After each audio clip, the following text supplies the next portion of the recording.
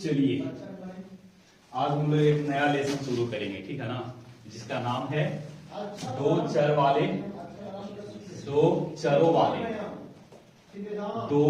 वाले रैखिक समीकरण। दो चरों वाले रैखिक समीकरण, linear equation in two variables, linear equation in two variable. पहले इसको आप मतलब समझिए।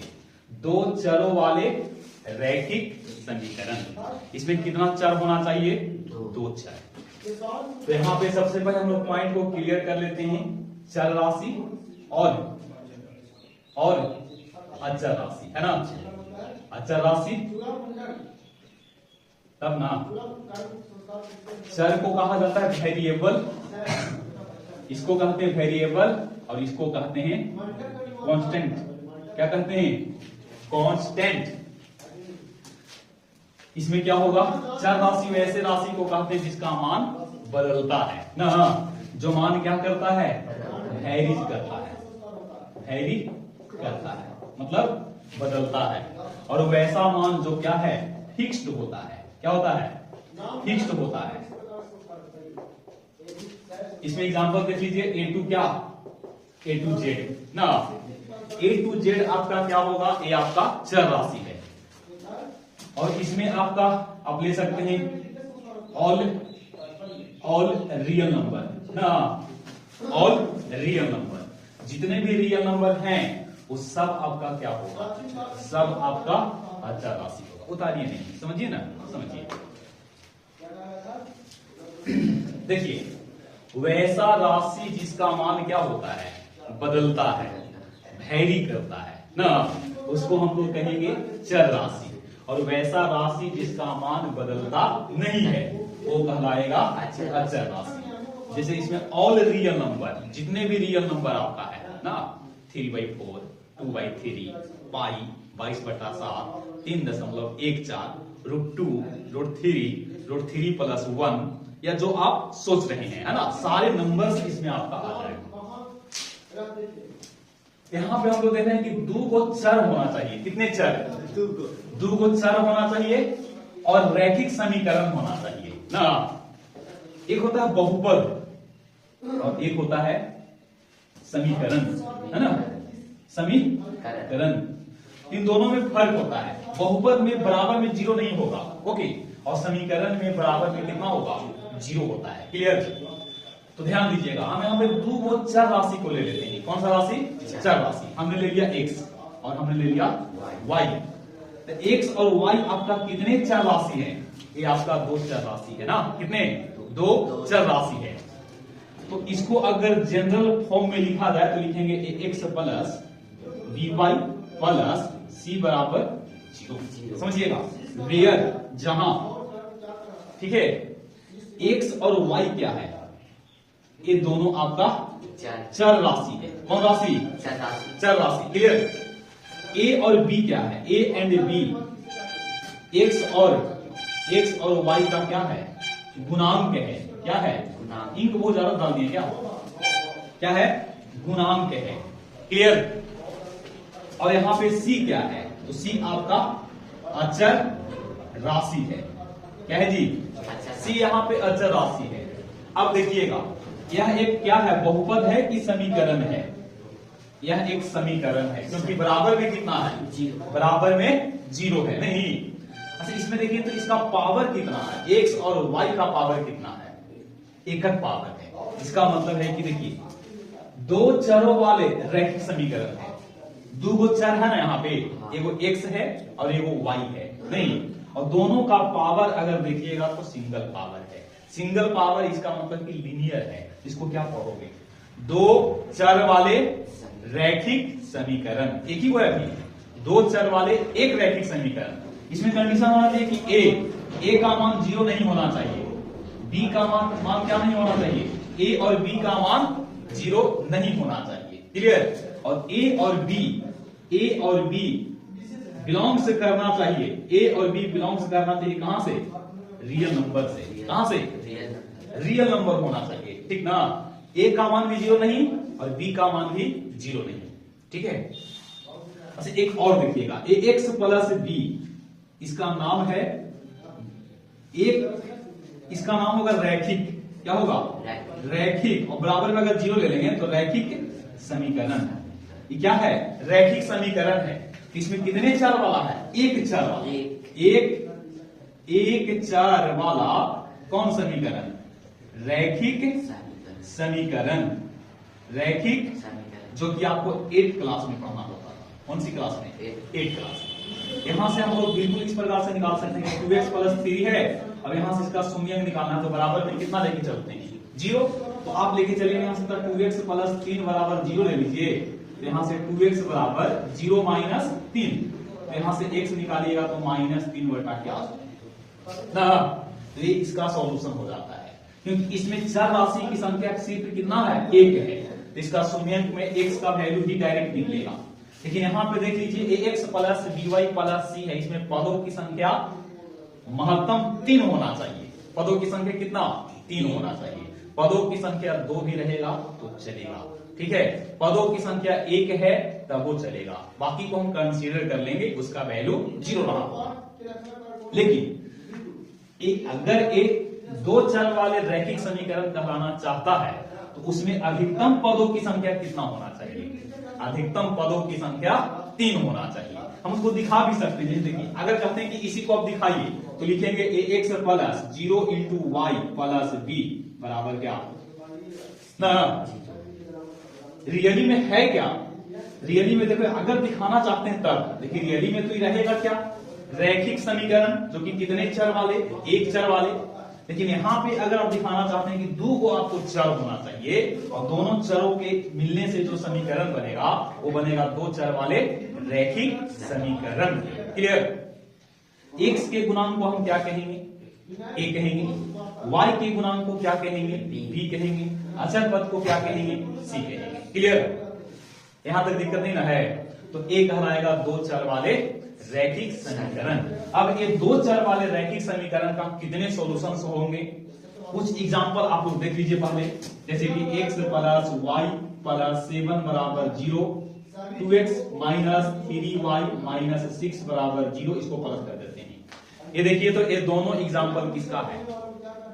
2 चर वाले एक रैखिक समीकरण है, ये अलग है और ये अलग है ना। अगर पूछा जाए कि 2 चर वाले रैखिक समीकरण के कितने हल होंगे, उनमें हलों की संख्या अनंत होते हैं। कितने होंगे? 2 चर वाले एक रैखिक समीकरण, 2 चर वाले कितना? 2 चर में रहेगा और एक ही वो समीकरण है, तो उस स्थिति में इसके हलों की संख्या कितना होगा? अनंत होगा ना। x का वैल्यू रखेंगे और y का वैल्यू निकालते जाएंगे, या y का वैल्यू रखते जाइए और x का वैल्यू निकालते जाइए, जो कि आपको पढ़ना था 9th क्लास में। कहां पढ़ना था? 9th क्लास में। क्लियर? इसको निकाल करके दिखाते हैं, देखिएगा। धीरे धीरे हम लोग पढ़ेंगे, अकबक में नहीं।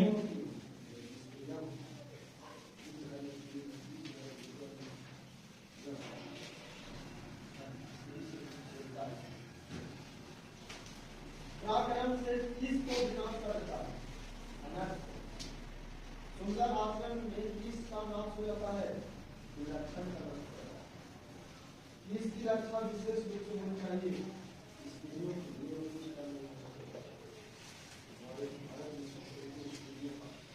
तो लड़का नहीं आ रहे हैं?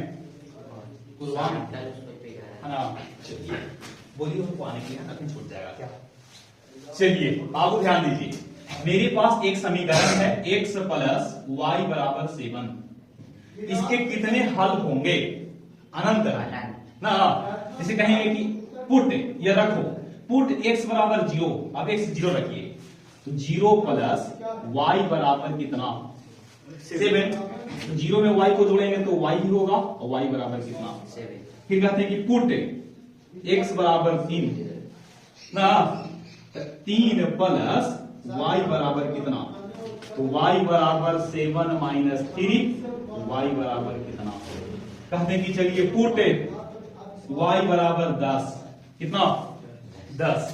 तो x प्लस 10 बराबर 7, तो x बराबर 7 माइनस, तो x बराबर कितना बताइए, -3। बोलो दिक्कत है तो डायरेक्ट पूछिए, ठीक ना। इस 10 रखे है ना, तो x प्लस 10 बराबर कितना है, 7 है। तो हमको x का वैल्यू निकालना है, तो 7 का 7 लिखेंगे, भाई प्लस में है बाएं पक्ष में, तो उधर जाएगा तो माइनस में, तो 7 में से 10 को घटा दिए, तो 7 माइनस 10 बराबर -3। देखो तो इसके कितने हल हो रहे हैं, अनंत है। आप x का मान रखते जाइए तो संगत y का मान निकलते जाएगा, और y का मान रखते जाइए तो संगत x का मान निकलते जाएगा। ये दो चर वाले कैसा समीकरण है, दो चर वाले एक ही को रैखिक समीकरण है, दो चर वाले एक ही को रैखिक समीकरण है। इसका ग्राफ कैसा होगा, इसका ग्राफ भी लीनियर होगा। कैसा होगा, लीनियर मतलब रैखिक होगा। कैसा होगा, रैखिक, इस प्रकार से, ठीक है ना। ग्राफ या तो इस प्रकार से जाएगा, ग्राफ या तो इस प्रकार से जाएगा, या तो ग्राफ इस प्रकार से जाएगा, मतलब ऐसा हो सकता है, ठीक है ना, इस प्रकार से लीनियर सीखेंगे उसको, ठीक है ना। ये पॉइंट आपका क्लियर है, बोलिए। कभी कभी आपको प्रश्न पूछ लिया जाता है कि 2x प्लस 3y बराबर यहाँ पे 12 दे दिए, ठीक ना, और इस प्रकार से आपसे पूछेगा यहाँ पे x y, यहाँ पे 3 दे दिया यहाँ पे निकालने के लिए, यहाँ पे 2 दे दिया यहाँ पे निकालने के लिए, यहाँ पे -3 दे दिया यहाँ पे निकालने के लिए, क्या बन जाएगा। देखिए आपको x का मान निकालना है, कब, जब y का मान गिवन है, दिया हुआ है ना। x का मान निकालिए, कब निकालना है, जब y का मान दिया हुआ है। देखिएगा सिंपल सा कॉन्सेप्ट होता है। आप पहले इसको यहाँ पे देखिए कि y बराबर कितना दे रहे हैं, 3, y 3 दिया हुआ है ना। तो यहां से सबसे पहले आप समीकरण को उतार दीजिए। इसको सिंपल है, 2 इंटू एक्स और 3 इंटू 3 रखनी बात, देखना, ठीक है बच्चा। 2x प्लस 3 तिहाई 9, 12 के 12। तो यहां से देखिए तो 2x बराबर 12 माइनस 9, 2x बराबर 3, तो x बराबर 3 बटा कितना, क्लियर। x का वैल्यू कितना निकलेगा, 3 बटा 2, 1.5, 1 कितना 5 निकलेगा। उसी प्रकार से आप यहां से x का वैल्यू कितना रख लीजिए, x का वैल्यू 2 रख लीजिए ना, 2 रखेंगे तो 2 इंटू 2 और प्लस 3 इंटू वाई बराबर कितना, 2 दूनी 4 और 3y बराबर कितना 12, तो 3y बराबर 12 में से 4 को घटा देंगे, y बराबर 8 बटा कितना, समझे। ऐसा भी प्रश्न आपको देखने के लिए मिल सकता है, समझे ना। आगे मूव करते हैं, कौन ये बोला, हाँ उतार लीजिए, बिल्कुल उतारिए, दिक्कत है तो उतार लीजिए, ठीक है ना, उतार लीजिए। पुरुष को क्या कहा जाता है, दलित पुरुष का नाम क्या था, राम खड़ेश राम। किस गांव में निधन लोग रहते हैं, लिखा टोला। बालक किस शिक्षक शैली को अवरुद्ध हुआ, शिक्षक से। राम खड़ेश राम की प्रतिष्ठा कहाँ हुई थी, अपने गांव को अवश्य मिलते गुजरात। चलिए अब हम लोग आते हैं दो चर वाले रैखिक समीकरण पे ना। तो दो चर आपको ले लिए थे, दो चर वाला एक समीकरण था, अब हम लोग दो समीकरण लेंगे। जैसे यहाँ पे देखिएगा ax plus by plus c बराबर 0, और यहां से ले लेते हैं dx plus y plus f बराबर क्या, देखिए ये है पहला समीकरण, ये है आपका दूसरा समीकरण। नहीं तो ये क्या है, दो चर वाले, दो गो चर है और दो गो रैखिक समीकरण है। दो चर वाले दो रैखिक समीकरण है ना।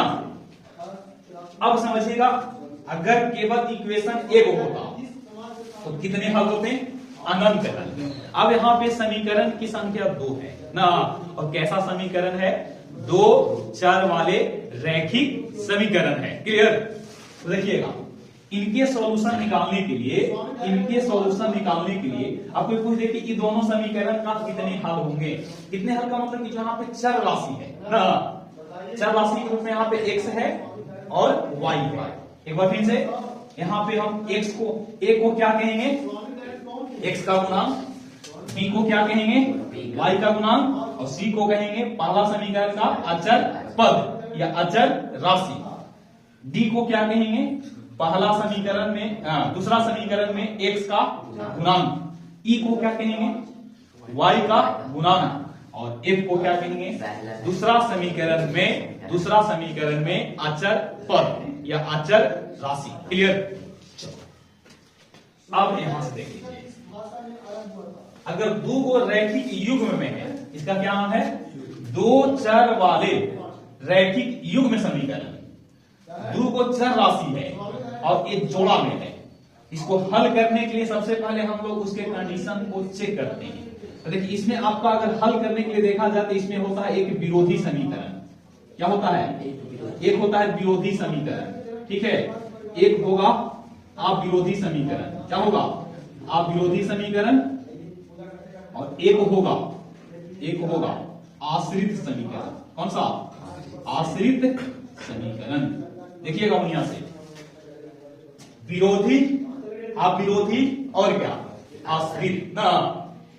तो सबसे पहले आपको यहां पे कंडीशन लेना होता है। सब इक्वेशन को हल पहले नहीं करना है, पहले उसके कंडीशन को चेक करना है कि ए समीकरण का कितना हल होगा। तो दो चर वाले रैखिक समीकरण है, तो दो चर वाले एक ही को रैखिक समीकरण होता, इसके हलों की संख्या अनंत होता। लेकिन दो चर वाले दो गो रैखिक समीकरण है, इसमें हलों की संख्या एक हल भी हो सकता है, कोई हल भी नहीं हो, मतलब कोई हल भी हो सकता है, कोई हल नहीं भी हो सकता है, और हलों की संख्या अनंत भी हो सकते हैं।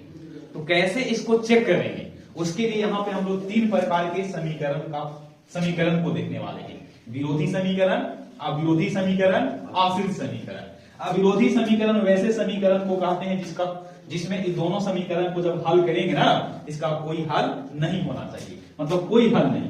अविरोधी समीकरण किसको कहेंगे बताइए, जिसमें कोई हल ना हो, वैसा समीकरण का युग्म जिसको हल करने पे कोई हल ना मिले, उसे हम कहेंगे विरोधी समीकरण ना।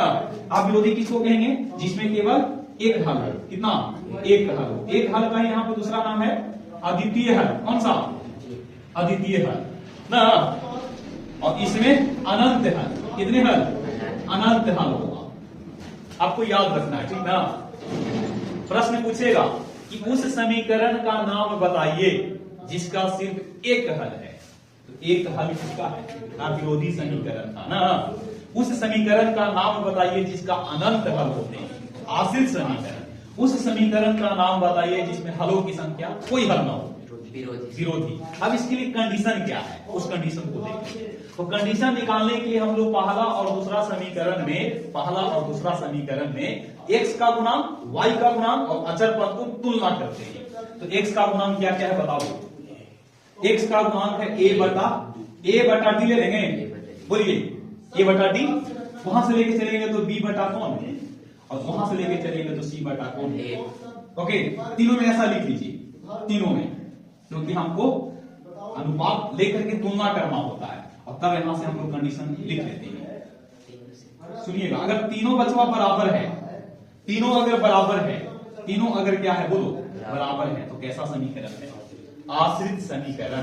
a by D, b by E, c by f ना।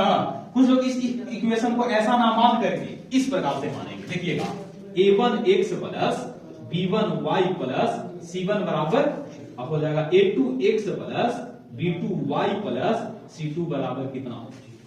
क्लियर। कुछ लोग, टीचर लोग ऐसे भी इसको अजूम करते हैं। तो उस स्थिति में देखिएगा, यहां से क्या आएगा, a1 by a2, b1 by b2 और c1 बाई c2। फिर यहां से भी वही लिखेंगे, a1 by a2, b1 by b2 और c1 बाई c2। अब इसमें भी वही लिखेंगे, a1 by a2, b1 by b2 और c1 बाई c2। इसमें देखेंगे तीनों आपस में क्या होनी चाहिए, a1 बाई a2 का मान उतना ही होगा जितना कि b1 बाई b2 का, और उतना ही कि c1 बाई c2 का। तो ऐसा अगर कंडीशन है, यहां से हम इसको लिख दिए। मतलब इस प्रकार से भी कुछ लोग अगर मान करके बनाना चाहेंगे ना, तो बना सकते हैं। अब देखिएगा, अगर ये दोनों आपस में क्या है, बराबर है, और ये दोनों का अनुपात बराबर नहीं है, ये हो जाएगा विरोधी। अब इसमें ई बराबर नहीं होना चाहिए, लेकिन ई वाला बराबर है। देख लीजिए, ई वाला जो आपका रेशियो है ना, रेशियो अनुपात, एक किसका है, विरोधी का। ई वाला जो आपका अनुपात है, एक किसका है, ये है अविरोधी का। यहां अगर देखिएगा तो ये दोनों आपस में बराबर, लेकिन ई बराबर नहीं। ये दोनों आपस में बराबर नहीं होना चाहिए, लेकिन ई वाला रेशियो बराबर होना चाहिए। अगर आप समीकरण को अज्यूम कर रहे हैं किसके अनुसार, ax plus by plus c के फॉर्मेट में ना, और dx plus ey plus f के फॉर्मेट में, तो उस स्थिति में देखिएगा तो आपका ये होगा a by d बराबर है b by e, और b by e बराबर नहीं है c by f की। उसी प्रकार से तो ऐसे समीकरण का जो होगा उसका नाम क्या होगा, विरोधी समीकरण। और अगर ऐसा हो a by d b by e आपस में बराबर नहीं हो, लेकिन c by f के बराबर हो, तो इस प्रकार के समीकरण को हम क्या कहेंगे, अविरोधी समीकरण। a by d b by e c by f आपस में इक्वल हैं, ऐसे समीकरण का नाम आश्रित समीकरण। और आश्रित समीकरण में अनंत हल होते हैं। इसका ग्राफ भी आता है। ग्राफ कैसा होगा, इसका ग्राफ, इसका जो देखेंगे ना, इसका ग्राफ समांतर होते हैं। ये पहला समीकरण का, अभी किसका, दूसरा समीकरण का। क्लियर। इसमें क्या होगा, इसमें ऐसा प्रतिच्छेदी होता है, मतलब प्रतिच्छेद करता है एक बिंदु पे, है ना। यही बिंदु पे वो x मिलेगा और क्या मिलेगा, एक ही वैल्यू मिलेगा, यूनिक होगा, अद्वितीय हल होगा, एक के अलावा कोई और हल नहीं होगा, मतलब एक ही हल होगा। एक मत बोलिएगा, केवल एक हल ही होगा। x का भी वैल्यू एक ही मिलेगा, y का भी एक ही वैल्यू मिलेगा। ओके, इसमें कैसा होगा, ये पहला समीकरण, और ये पहला समीकरण है, और दूसरा समीकरण भी इसी पे आकर के ओवरलैप कर गया। क्लियर। इसको समपाती कहते हैं भाई। क्या कहते हैं, समपाती। क्या कहते हैं, समपाती। समपाती सुनिएगा बढ़िया से। ये क्या है, ये समानांतर है। ये क्या है, समानांतर ना। ये आपका कैसा है, छेदक है, छेदी रेखा है। क्या है जी, छेदी रेखा ना, छेदी रेखा है, इसी को प्रतिच्छेदी रेखा कहेंगे। इस बिंदु को कहते हैं POP, sorry POI, point of intersection. Point of intersection का मतलब होता है कटान बिंदु। पॉइंट ऑफ इंटरसेक्शन का मतलब होगा कटान बिंदु। जब दो इक्वेशन आपस में किसी न किसी बिंदु पे क्या करती है, इंटरसेक्ट करती है, आपस में कटती है, तो वही बिंदु उसमें एक्स और वाई का सॉल्यूशन देके जाता है। क्लियर। चलो, तो अगर आप इक्वेशन इतना अज्यूम किए होंगे तो उस स्थिति में रेशियो आपका ए होगा। क्लियर। अब इक्वेशन आप लोगों ने इतना अज्यूम किया होगा तो उस स्थिति में ए सब रेशियो होगा, है ना। तो अब बताइए, दो चर वाले रैखिक युग में समीकरण के कितने हल होंगे, बताइए कितने हल हो सकते हैं। तो डायरेक्ट मत बोलिएगा कि एक हल होगा, तो आपको बोलना होगा कि कंडीशन बताइए, किस प्रकार के समीकरण के बारे में आप बताना, मतलब पूछ रहे हैं।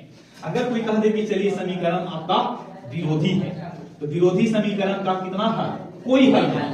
अब विरोधी के बारे में अगर पूछ दिया जाए, केवल एक हल, केवल कितने हल, एक हल। और आश्रित के बारे में पूछ दिया जाए, अनंत हल।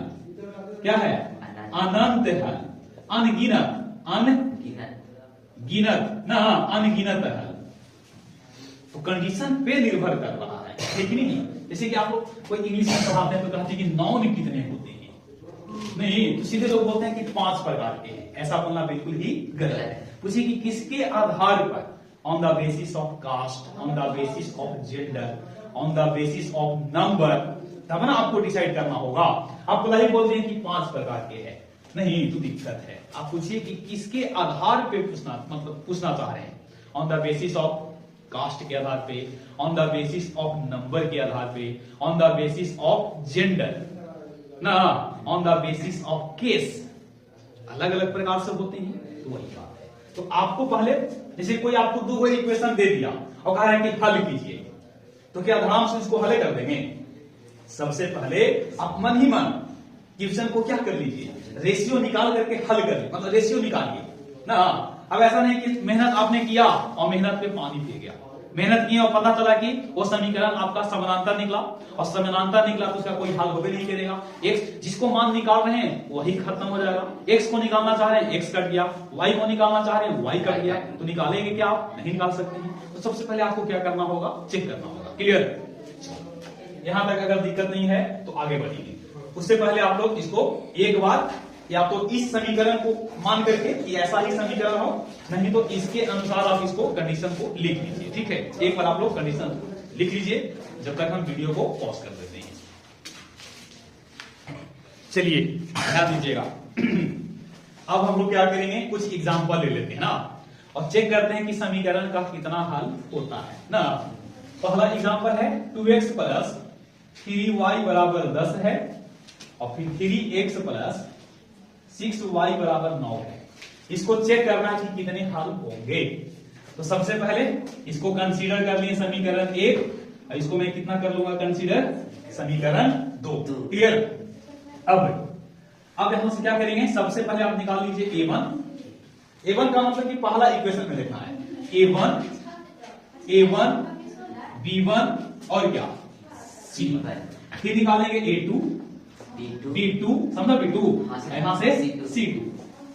ठीक है, a1 है कितना, तो पहला समीकरण में x के गुणांक, पहले समीकरण में y का गुणांक, और पहला समीकरण में होगा 10 ना।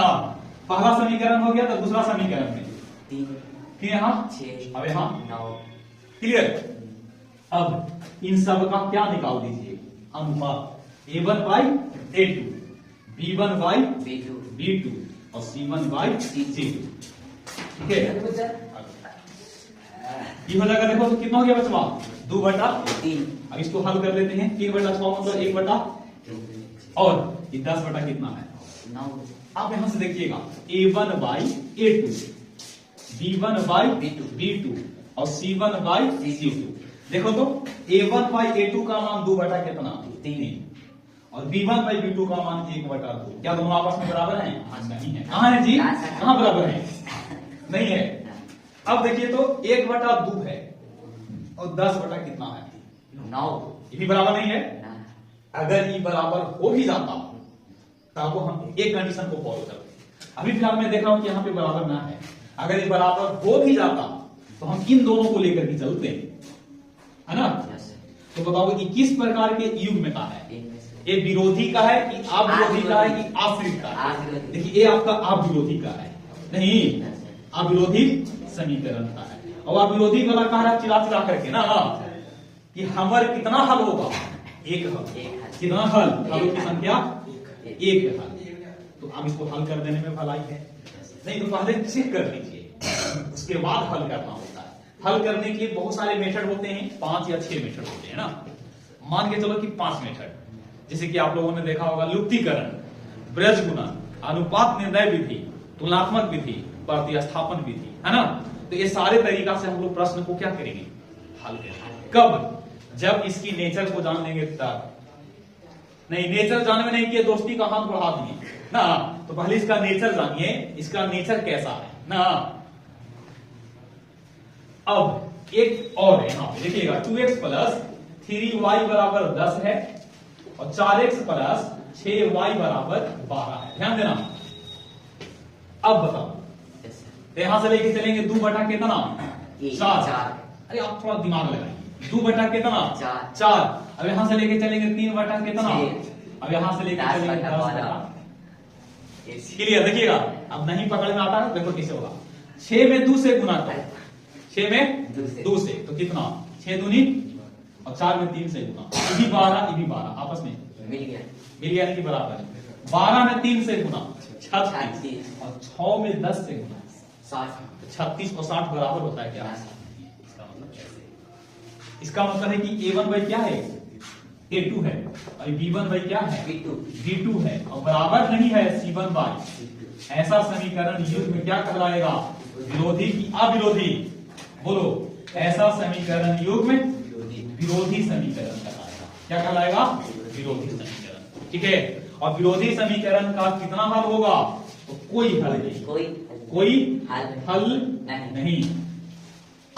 ठीक है, चुलबुली पांडे बैठो जी क्या दिक्कत है, समझा। विरोधी समीकरण है, इसका मतलब है कि इसका जो ग्राफ होगा ना एक दूसरे के पैरेलल होगा। क्या होगा, एक दूसरे के पैरेलल। एक इक्वेशन और यहाँ पे आप लोग चेक कर सकते हैं, 6x प्लस 3y बराबर 10 है। अब यहां से लेके चलना है 30x प्लस 15y बराबर कितना 50। इसको हल करना है कि कितने हल होंगे ना। तो 6 बटा क्या लेके चलेंगे, हमको दिख ना रहे जी।